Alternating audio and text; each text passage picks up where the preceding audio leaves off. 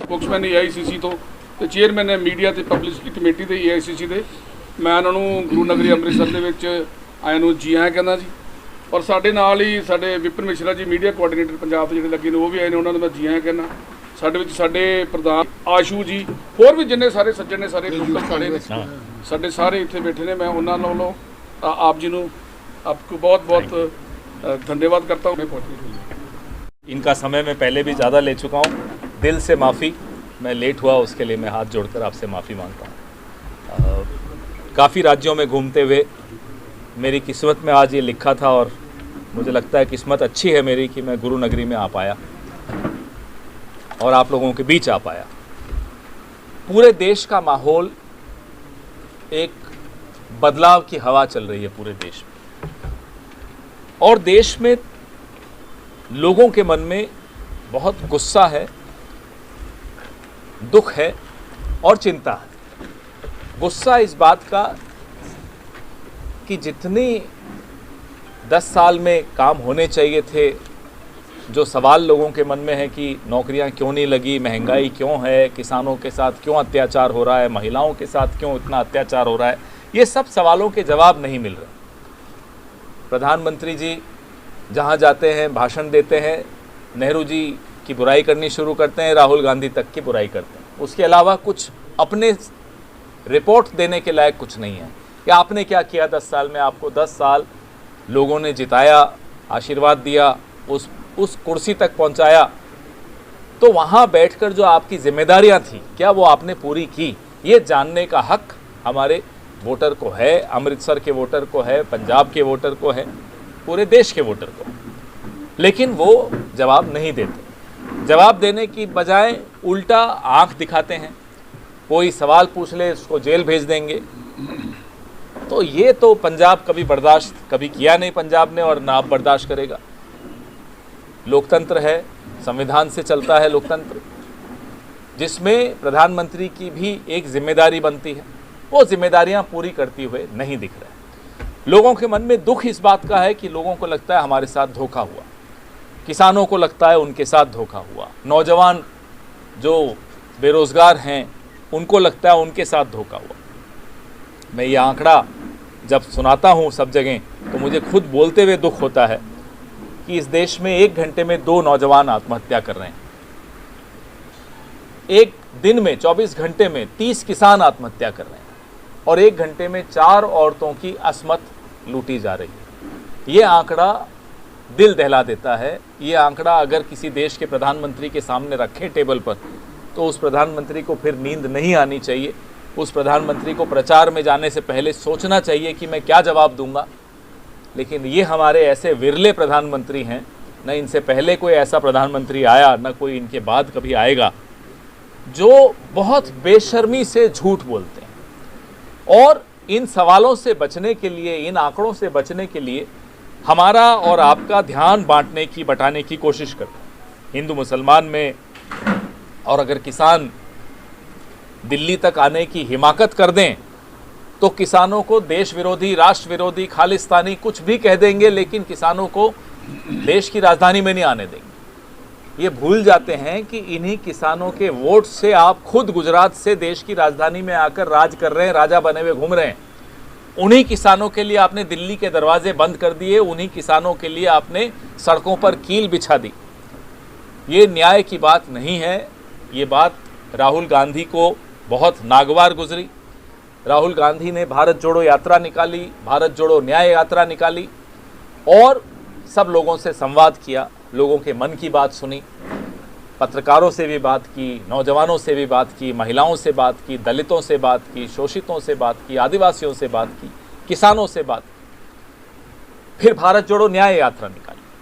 उस आदमी ने 4000 किलोमीटर पैदल चलकर इस देश की नब्ज़ को टटोला, और उसके बाद जो हमारा घोषणा पत्र है, हमारा न्याय पत्र है, वो हमारी गारंटीज़ हैं, वो बनकर आई। वो किसी एसी के कमरे में बनकर नहीं आई थी। उसके लिए पसीना बहाया राहुल गांधी। जो नौजवान बेरोजगार बैठा है, हताश बैठा है, आत्महत्या करने को तैयार बैठा है, उसको ये जानकर बड़ा अच्छा लगा कि राहुल गांधी ने उस नौजवान के बारे में सोचा और पहली नौकरी पक्की, भर्ती भरोसा की घोषणा की। 30 लाख खाली पद राहुल गांधी ने वादा किया है, गारंटी दी है, हमारी सरकार बनने के बाद वो पद भरे जाएंगे। कोई भी नौजवान, वो डिप्लोमाधारी हो या वो ग्रेजुएट हो, उसको पहली नौकरी पक्की, ये घोषणा हमने की है। और ये घोषणा खाली घोषणा हो नहीं सकती, क्योंकि राहुल गांधी के मुंह से निकला हुआ शब्द पत्थर की लकीर होता है। ये सब कांग्रेस के लोग तो जानते हैं, आप लोग भी जानते हैं। महिलाओं की स्थिति बहुत ख़राब हुई, महंगाई की वजह से हुई। गृहिणियों की स्थिति बहुत ख़राब हुई। 400 रुपये का सिलेंडर 1100 में बिकता है। ये कोविड के पहले भी स्थिति ऐसी ही थी, कोविड के बाद और ख़राब हुई। छोटा व्यापारी तबाह हो गया, छोटे छोटे उद्योग ख़त्म हो गए। ये सब सोचते हुए ये तय हुआ कि महालक्ष्मी योजना हो, गरीब परिवारों की महिला के खाते में हर साल 1 लाख रुपया डाला जाएगा। बहुत महत्वपूर्ण घोषणा है, बहुत महत्वपूर्ण गारंटी है। किसानों को देखकर हम सबका दिल भर आया। हम दिल्ली में बैठे बड़े परेशान रहे कि हमारे ये अन्नदाता, जिनको हम अन्नदाता बचपन से कहते हैं, उन अन्नदाताओं की क्या हालत कर दी नरेंद्र मोदी जी की सरकार ने। और 2014 में यही मोदी जी एमएसपी की गारंटी देते थे, एमएसपी का वादा करते थे और वोट लेते थे। आज कहते हैं मैं एमएसपी नहीं दे सकता। राहुल गांधी ने, मल्लिकार्जुन खड़गे साहब ने ये निर्णय लिया है। सरकार बनते ही स्वामीनाथन कमेटी की जो सिफारिशें हैं उसके आधार पर एमएसपी का कानून बनाया जाएगा। और ये कोई हम एहसान नहीं चढ़ा रहे हमारे किसान भाई बहनों पर, ये उनका हक है जो उन्हें मिलना चाहिए, और वो हम दिला के रहेंगे, दे के रहेंगे। अब 5 किलो अनाज की बात हम बहुत सुनते हैं। डॉक्टर मनमोहन सिंह की सरकार थी, मुझे अच्छी तरह याद है 2013 में ये कानून पास हुआ, भोजन का अधिकार। वो कानून जब कोविड हुआ तो नरेंद्र मोदी को वो कानून याद आया जिसकी बड़ी निंदा की थी उन्होंने, और 5 किलो अनाज लोगों को मुफ्त देना शुरू किया। टेम्परेरी, उन्होंने ये नहीं कहा कि मैं अब हमेशा दूंगा। ये कोविड के वक्त था, फिर चुनाव आते गए तो बढ़ाते गए। चुनाव खत्म होते ही, अगर वैसे ही जीतेंगे नहीं, लेकिन अगर जीत जाते हैं गलती से तो ये बंद कर देंगे। खड़गे साहब ने परसों घोषणा की, 3 दिन पहले घोषणा की कि इस 5 किलो को हम 10 किलो करेंगे, और ये चुनाव से, कोविड से किसी से संबंधित नहीं है, ये हम देते रहेंगे। क्योंकि आज सहारे की ज़रूरत है, देश को सहारे की ज़रूरत है, देश को सरकार के सहारे की ज़रूरत है। तो ये महत्वपूर्ण घोषणाएं मैं चाहता था आपसे साझा करूं। पिछले कई दिनों में हम लगातार घूम रहे हैं। कुछ बुद्धिजीवियों ने, आप जैसे पत्रकारों ने, कुछ जजेस, रिटायर्ड जजेस ने पत्र लिखा, नरेंद्र मोदी जी को भी लिखा, राहुल जी को भी लिखा, और कहा कि आप लोग एक डिबेट में आइए। राहुल जी ने न्योता स्वीकार कर लिया।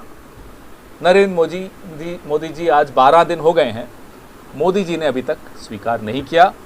हम जानते हैं, आप भी जानते हैं, प्रेस कॉन्फ्रेंस जिस व्यक्ति ने 10 साल में एक बार भी नहीं की, वो राहुल गांधी के सामने एक मंच पर डिबेट कैसे करेगा, वो संभव नहीं है। हम भी जानते हैं, लेकिन हम इंतज़ार कर रहे हैं, पूरा देश इंतज़ार कर रहा है, पूरा विश्व इंतज़ार कर रहा है कि विश्व की सबसे बड़ा लोकतंत्र में डिबेट की प्रणाली अगर शुरू हो जाए तो लोगों को वोट देने से पहले निर्णय लेने में आसानी रहेगी। लेकिन मोदी जी अपने आप को राजा मानते हैं, शहंशाह से कम नहीं मानते, अपने आप को कहीं भी चुना हुआ प्रधानमंत्री नहीं मानते। जिस तरह से वो चल रहे हैं, देश के 16 लाख करोड़ रुपए अपने दोस्तों पर उन्होंने लुटाए, उनके कर्जे माफ़ कर दिए। लेकिन किसानों की जब बात आती है तो मुंह बंद हो जाता है, दिल और छोटा हो जाता है, आंखें बंद हो जाती हैं। हम उन किसानों को, उन बेरोज़गार नौजवानों को, उन महिलाओं को न्याय दिलवाने के लिए इस चुनाव में आपके सामने आए हैं। वैसे ही बहुत विलंब कर दिया था मैंने, तो अब आपके सवाल लेता हूँ।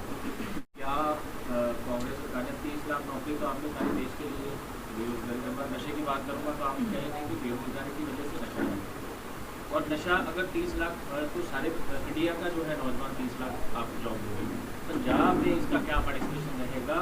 नशे का हालात और बदतर हो गए हैं, पहले भी आप कहीं से भी आप नशा, ये बात बिल्कुल ठीक बोल रहे हो गया है नशा, और इसको इन चीज़ों को, SYL का मुद्दा है उसकी कोई बात ही नहीं कर रहा है।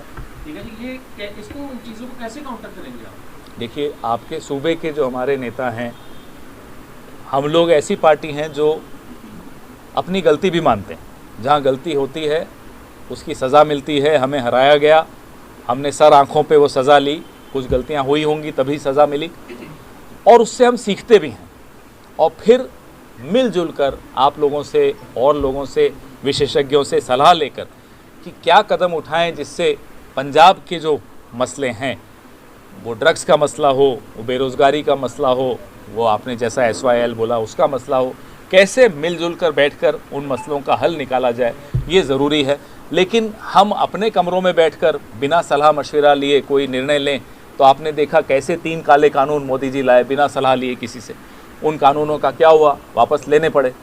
हम इस तरह से कोई निर्णय नहीं लेंगे जो लोगों की सलाह के बगैर हो। पवन जी, जैसे कल गोली चली है अमृतसर में, क्या समझते हैं कि लॉ एंड ऑर्डर पूरी तरह से पंजाब में खत्म होता हुआ नजर आ रहा है जिस तरह से कल गोली चली है? दिख रहा है जो पार्टी इस डर में बैठी है कि हार जाएंगे वो हिंसा पे उतारू हो रही है। ये पंजाब ने कभी ऐसा देखा नहीं, ना देश में देखा गया, और इस तरह की प्रवृत्ति गलत है। ऊपर नरेंद्र मोदी जी बैठे हैं, हार के डर से वो शब्दों में उनके हिंसा दिखती है। ऐसा झूठ बोलते हैं कि मंगलसूत्र छीन लेंगे, कभी कहते हैं हिंदुओं का सामान लेके मुसलमान को दे देंगे। मतलब ऐसी अटपटी बातें सुनी कभी नहीं होंगी किसी चुनाव में। सर, एक सवाल है जी सर, आम आदमी पार्टी का गठबंधन आपके पूरे देश में है, पंजाब में क्यों नहीं? पंजाब में जो पिछला विधानसभा चुनाव हुआ था साहब, उसमें एक पार्टी को पंजाब की जनता ने जिम्मेदारी दी सरकार चलाने की, दूसरी पार्टी को जिम्मेदारी क्या दी, विपक्ष में बैठने की। घर जाने की तो जिम्मेदारी हमें नहीं थी कि जाओ अब आप आराम करो। हमारी भी एक जिम्मेदारी है, वो भी जनता ने दी है। क्या जिम्मेदारी है कि आप सवाल पूछेंगे सरकार से, आप सरकार को कटघरे में खड़ा करेंगे। ये जो विपक्ष का काम होता है, मीडिया और विपक्ष दोनों का यही काम होता है। आप बखूबी अपना वो काम निभाते हैं, हमें भी वो काम निभाना है। कटघरे में खड़ा कौन करेगा अगर विपक्ष ही सरकार के साथ मिल जाएगा तो। यहाँ हमारी जिम्मेदारी यहाँ के सूबे ने विपक्ष की दी है, हमें उस जिम्मेदारी को निभाना है। धोखा नहीं कर सकते हम पंजाब के जनता के साथ। हाथ मिला ले अगर हम आम आदमी पार्टी के साथ तो वो धोखा होगा पंजाब। हरियाणा में कांग्रेस इंडिया गठबंधन के लिए वोट मांग रहे हैं, पंजाब में उसी कांग्रेस के विरोध में बोल रहे हैं, ये क्या? मैंने आपको बताया यहाँ जो जिम्मेदारी हमें दी वो हमें निभानी है। हरियाणा में प्रमुख विपक्षी दल हम हैं, केंद्र और सरकार में हरियाणा में भाजपा है, तो हम उनके खिलाफ लड़ रहे हैं। उनसे हाथ तो नहीं मिलाया ना। दिल्ली केंद्र में नेशनल लेवल पे बीजेपी के खिलाफ कांग्रेस है, अब उनसे हाथ तो नहीं मिला सकते, वो विपक्ष का काम है। अगर हम यहाँ हाथ मिला लेते आम आदमी पार्टी से तो विपक्ष की जो स्पेस है वो तो मोदी जी ले लेते, हम उनको क्यों घुसने देंगे यहाँ? मोदी जी की पंजाब फेरी जो हो रही है 23-24 की, उसको कैसे देखते हैं? क्या लगता है उनको पिछली बार अभी जब देखो। मोदी जी आए थे तो काफी कंट्रोवर्शियल खड़ा हो गया था, क्या लगता है इस बार नहीं हो सकता? किसानों के अंदर और भी गुस्सा है उनके लिए, क्या समझते हैं कि ये पंजाब देखिए, फेरी को लेकर? देश का वज़ीर आज़म है, वो जहाँ चाहे जा सकते हैं, हम और आप भी जहाँ चाहे जा सकते हैं, लेकिन जहाँ जाते हैं उस सूबे के लोगों का अपमान नहीं करना चाहिए, उनका सम्मान करना चाहिए। पिछली बार आए उन्होंने अपमान किया, बहुत अफसोस हुआ ये देखकर। उम्मीद करता हूँ इस बार अपमानित करके नहीं जाएंगे पंजाब को। वैसे वो जहाँ भी जा रहे हैं, जितना बार वो मुंह खोलते हैं उतना कांग्रेस की सीटें बढ़ा देते हैं। हमारे सबसे बड़े स्टार कैंपेनर नरेंद्र मोदी हैं आजकल। इसका क्या बेनिफिट मिलेगा पंजाब में? किसको? मोदी जी आएंगे तो हमें बिल्कुल बेनिफिट मिलेगा। वो जहाँ गए हमारी सीटें बढ़ाई उन्होंने। जी, केजरीवाल बोलते हैं इंडियन एलायंस की गवर्नमेंट बनी तो मुझे जेल नहीं जाना पड़ेगा, इसमें क्या कितनी सच्चाई? अब मैंने वो फाइल्स तो देखी नहीं जो कोर्ट में केस चल रहा है, मैंने उसको स्टडी नहीं किया। जो न्यायिक प्रक्रिया होती है वो न्यायिक प्रक्रिया अलग होती है, उसमें तो मुझे नहीं लगता कोई हस्तक्षेप करता। कांग्रेस का बड़ा लीडर पंजाब में आएगा? बिल्कुल आएंगे लगातार। अब आने वाले हफ्ते में आपको हमारे कई नेता भी कर सकते हैं कि विजिट, क्योंकि गोल्डन टेम्पल में बहुत लंबा से उन्होंने सेवा भी की आए थी। थे, सेवा की थी जी, उन्होंने। क्या हाँ। दोबारा आएंगे इलेक्शन? उनका मन बहुत है। अब यहाँ के लोग व्यवस्था कितनी कर सकते हैं बुलाने लायक, ये तो अब यहाँ की लीडरशिप तय करे। नवजोत सिंह सिद्धू जो है वो काफी दूर लग रहे हैं अभी चुनाव में, यहाँ पर लड़ते भी रहे, चुनाव में लड़ते रहे, क्या कारण क्या समझते हैं उनकी उनका? मैं आज जाना भी चाहता था, मैं अभी बात भी करूंगा उनसे, क्योंकि उनकी हमारी जो भाभी हैं डॉक्टर सिद्धू, उनकी वाइफ, उनकी तबीयत ठीक नहीं है। 15-20 दिन पहले मेरी बात हुई थी, मैं फिर बात भी करूँगा। हम लोग सब उनके साथ खड़े हैं, उनको मजबूती देंगे और उम्मीद करते हैं उनकी वाइफ जल्दी ठीक हो। पवन जी, कांग्रेस के अकाउंट फ्रीज कर दिए जाते हैं। नरेंद्र मोदी अब कहते हैं कि कांग्रेस सत्ता में आई तो राम मंदिर को गिरा दिया जाएगा। तो आपने कहा कि हमारे स्टार कैंपेनर हैं मोदी जी, तो क्या आपको लगता है कि INDA की सरकार आएगी? इंडिया बोलिए ना, पूरा इंडिया बोलिए ना, INDA नहीं, मैं इंडिया बोला, मैं नहीं लगाता डॉट, मैं तो इंडिया ही बोलता हूँ। हमें तो गर्व है इंडिया पे और मोदी जी को नहीं है, आपको भी है गर्व, मुझे मालूम है। इंडिया की सरकार बनने जा रही है। ये जो अटपटी बातें मोदी साहब के मुंह से निकल रही हैं, मैंने आपको प्रेस वार्ता में बताया कि क्यों बोल रहे हैं वो अटपटी बातें। क्योंकि उनके पास जवाब आपके सवालों के नहीं है, हमारे सवालों के नहीं है, जनता के सवालों के नहीं। इसलिए एक दिन मैंने उनका भाषण सुना तो बोले कांग्रेस ने सब कुछ मुसलमानों को दे दिया 70 साल में। दूसरे दिन एक जगह भाषण सुना तो बोले मुसलमानों के लिए तो कांग्रेस ने कुछ किया ही नहीं। 24 घंटे में पलट गए। फिर मंगलसूत्र तो आप सबने सुना और हम सब हैरान हुए, क्या बोल रहे हैं। बिना हमारा मैनिफेस्टो पढ़े कहीं मैनिफेस्टो में मंगलसूत्र का नाम लिखा हो, या कोई पार्टी ऐसा कहेगी या करेगी कि मंगलसूत्र छीन के किसी को दे दें। अब ऐसी अटपटी बात, आप कहते हैं मंदिर गिरा देंगे। ये इनकी मानसिकता क्या है, ये बुलडोज़र चलाने की, गिराने की, ये मानसिकता तो सिर्फ इन्हीं की है। मंदिर का विवाद 1949 में जब से शुरू हुआ, कांग्रेस पार्टी तब से कहती आई है कि अगर आपसी सुलह में नहीं बात बनती तो जो न्यायालय कहेगा वो हमें स्वीकार्य होगा। हमने एक बार भी वो स्टैंड नहीं बदला। ताले खुले न्यायालय के आदेश से खुले। मंदिर बनने का आदेश जिस दिन हुआ सर्वोच्च न्यायालय का, उस दिन बीजेपी की बैठक बाद में हुई, कांग्रेस कार्य समिति की बैठक पहले हुई और हमने उस आदेश का स्वागत किया। हमने कहा चलिए बहुत अच्छा हुआ कि विवाद समाप्त हुआ, न्यायालय के आदेश से समाप्त हुआ। अब ये मंदिर गिरा देंगे तो ये मतलब अदालत की अवमानना नरेंद्र मोदी कर रहे हैं। सर्वोच्च न्यायालय के आदेश के ऊपर ये बोलना, तो इनकी मानसिकता क्या है ये दिखता है। Sir, on national level you are representing here in front of us, India में या INDA जो भी कोई कह लें आपको, उसमें अगर आपका कोई, क्योंकि बाजवा जी ने कहा था कि केजरीवाल ने उस वक्त वो अंदर थे, जेल में थे, उन्होंने कहा है कि अगर इंडिया अलायंस आता है तो प्रधानमंत्री जो है वो कांग्रेस का होगा। ये उन्होंने कह दिया है स्पष्ट। अब आप क्या कहते हैं, अगर इंडिया अलायंस आता है तो उसमें आपने कौन सा चेहरा उसके लिए चुना है? मन की अपनी, उनके मन की बात बाजवा जी ने कही, सब स्वतंत्र हैं, बोलनी भी चाहिए अपनी अपनी बात, लेकिन एक प्रक्रिया होती है लोकतंत्र में। हर पार्टी की भी प्रक्रिया होती है, हर गठबंधन की भी प्रक्रिया होती है। पार्टी की प्रक्रिया क्या होती है कि कांग्रेस पार्लियामेंट्री पार्टी बैठती है, मीटिंग बैठक करती है, उसमें वो अपना नेता तय करती है। गठबंधन की क्या प्रक्रिया होती है कि गठबंधन के तमाम दलों के नेता बैठते हैं और चर्चा करते हैं कि भाई कॉमन मिनिमम प्रोग्राम क्या होगा, चेहरा कौन होगा, ये सब उस प्रक्रिया का हिस्सा है। अब यहाँ भाजपा ने तो ऐसा सिस्टम बना रखा है कि 1.5 लोगों की सरकार है, 2.5 लोगों की पार्टी। आधे नड्डा जी भी बेचारे हैं, एक अमित शाह, एक नरेंद्र मोदी और आधे नड्डा जी। तो ऐसे हमारे यहाँ नहीं होता और ना होना चाहिए। इतनी बड़ी एंटी इनकम्बेंसी के बावजूद भाजपा, उन्हें मालूम है क्या होने वाला है। नारा देने में क्या जाता है, नारा तो मुफ्त में देते हैं, संविधान बदलना है इन्हें। नारा तो ये भी दिया था, stand up India, skill India, आत्मनिर्भर भारत। आत्मनिर्भर भारत में 80 करोड़ लोगों को अनाज पर निर्भर होना पड़ा सरकार पर, ये है आत्मनिर्भर भारत। वो भी एक नारा दिया। क्या समझते हैं सरकार आने वाली है? कांग्रेस आ रही है, भाजपा जा रही है। धन्यवाद और माफी एक बार।